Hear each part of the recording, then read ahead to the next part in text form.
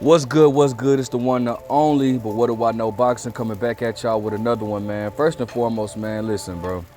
So I know I haven't been doing a lot of videos here recently, man, but I just got to be honest with you guys, man. Um, you know the Errol Spence and Terrence Crawford, it's like just whole little saga really took a lot out of me, man. I was just 100% sure that we were gonna get that fight. I was excited. We have like two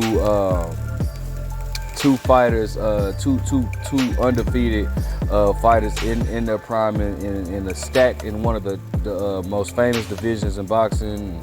You know, undefeated for all the belts, man. I really got excited for that. The fact that it didn't happen, it just, I can't.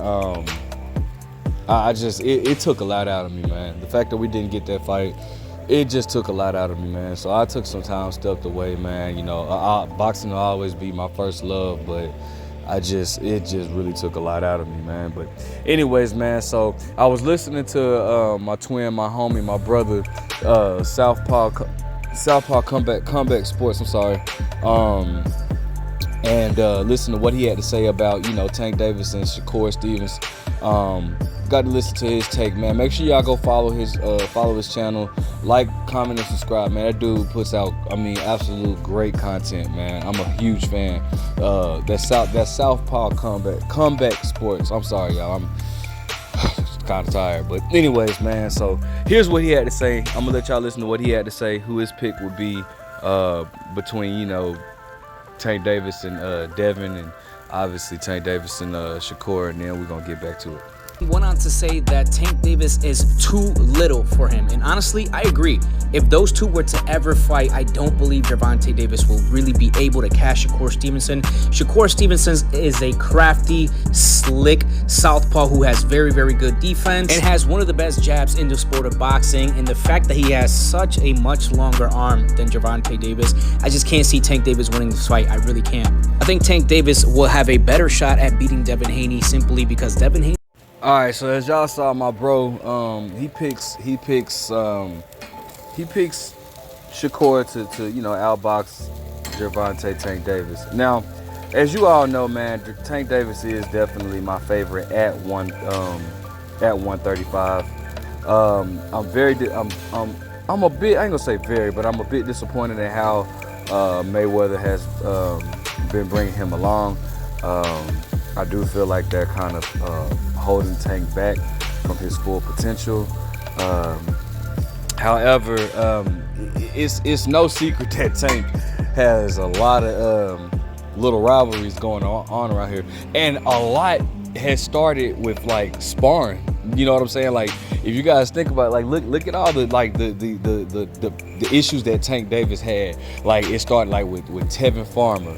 Teofimo, they actually have a clip of their sparring on YouTube. Shakur Stevenson, they were sparring, they were sparring partners. Devin Haney, they were sparring partners.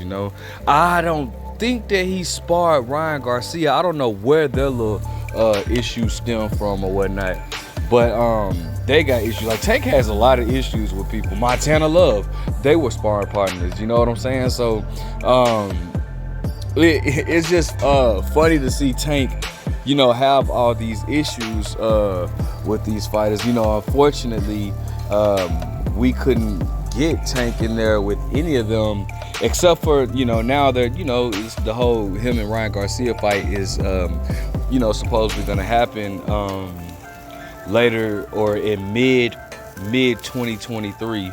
Let's keep our fingers crossed about that, because nothing is promised in boxing, even when you're in the ring, right? So,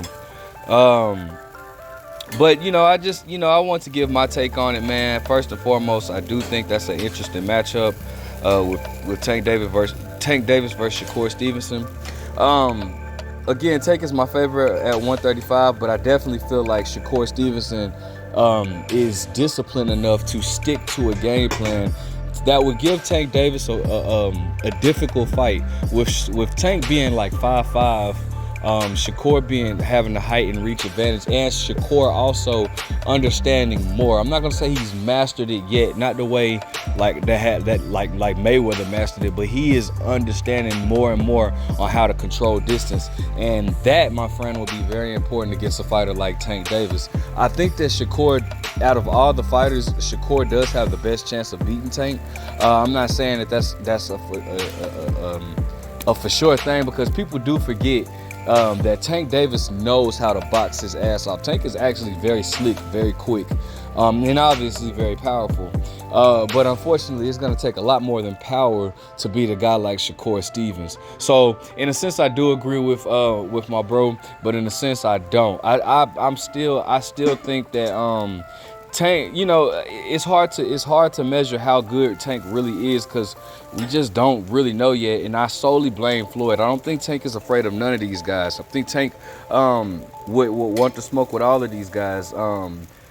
But I think that Floyd and Leonard Ellerbe have kind of hindered Tank Davis, you know, from reaching his full potential. So hopefully we can get something out of that. But as far as him and Devin Haney goes, you know, I'm a huge fan of Devin Haney. I love him to death. But I've always felt like Tank would beat him in the later rounds. I feel like Devin Haney would outbox the hell out of Tank. But the thing about Devin Haney, just like what my bro said, Devin Haney is more subject to take a little more risk than Shakur. But the only problem is in the later rounds, Devin Haney, that's when he makes more of his mistakes. If you watch his fight, you know, people say that he got hurt against Jojo Diaz. I only watched that fight once.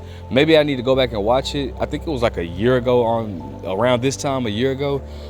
But I don't remember Jojo hurting him. However, we all know that Jorge Linares somewhat buckled him. Well, he did. He buckled him. And wasn't no somewhat about it. He buckled Tank Davis, and I mean not Tank Davis, Devin Haney. And that was like in the 10th or I think it was the 10th round. Literally the end of the 10th round. But you know, Devin's, I don't want to say he gets fatigued like the way Canelo does, but he does seem to look like he's not as fresh, and he seems to make more mistakes doing that. I just don't think that he can, and that's not the first time I've seen him somewhat make those type of, you know, like mistakes in the later rounds. I just don't see him being able to get past Tank doing that. But however, you know, if I'm wrong, I'm wrong. I have no problem. I'm a huge fan of Devin Haney as well. So if I'm wrong, I'm wrong. You know, cool. Kudos to Devin. But the thing about Tank just, you know, I mean, we just have to see Tank in these fights, man. I mean, it's hard. Like I say, it's hard to just really judge how good Tank Davis really is when, you know, in all actuality, like, we haven't seen Tank again. We haven't. Sorry about that. We haven't seen Tank. I don't think we've even seen Tank in a 60-40 fight. You know, I don't even think we've seen Tank Davis in a 60-40 fight. I think who was his biggest? I don't. Who would we consider like his biggest? I mean, obviously, we would say his toughest fight would be Isaac Cruz, but I don't know who we would say like the biggest name. I have to go look on his resume. Maybe the biggest name would probably with Leo Santa Cruz. Would that be like the biggest name on his resume? But you know, I think Tank does fairly well. I think Tank does very well at 135. Should he get these fights? Now at 140, I think that 135 is Tank's max though. If he goes up to 140, Tank is gonna have a lot of problems, and it's not solely because of his height. Definitely 147, but 140 solely because of his height. Tank is gonna have a lot of problems. So you know, I mean, hopefully we didn't. You know, the Lomachenko fight. That's the only fight that I do.